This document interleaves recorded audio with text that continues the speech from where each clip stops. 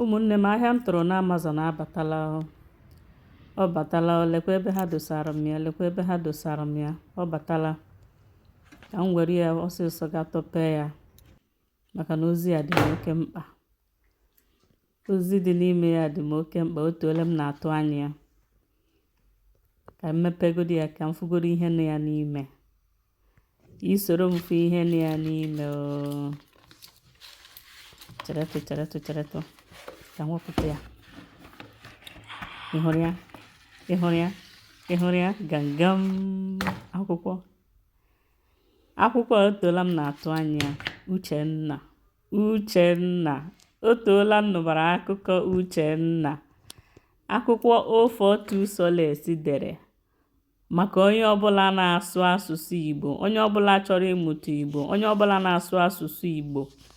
Akwụkwọ a bụ akwụkwọ 042 Solace dere. Ị kwesịrị ka ị gụọ ya. Nwatakịrị, okenye kwesịrị ịgụ akwụkwọ a. Lee ya na 042 Solace dere ya. Solace, ọ bụrụ na ngụsị akwụkwọ a mmemekwa ihe onyonyo ọzọ ịgwa mba ụwa otu akwụkwọ a dị. Kele dịrị Chineke na m enwetaghị ya.